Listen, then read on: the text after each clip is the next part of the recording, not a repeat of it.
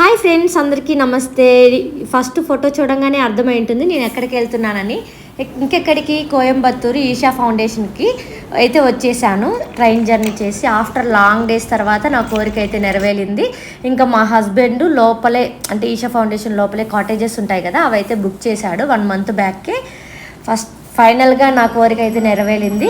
ఇక్కడికి రాగానే మాకు చెక్ ఇన్ టైం 1 o'clock ఉందన్నమాట. సో ఇంకా టైం వేస్ట్ చేయడం ఎందుకు అనేసి మేము చెక్ ఇన్ అయిపోయి జస్ట్ ఇటు అటు తిరిగి ఫొటోస్ వీడియోస్ అయితే తీసుకున్నాము. కొన్ని మీకు కూడా చూపిద్దామని. ఇక్కడ కెమెరా అయితే అలో లేదు, జస్ట్ కొన్ని ఫొటోస్ కొన్ని వీడియోస్ అయితే తీసానమాట.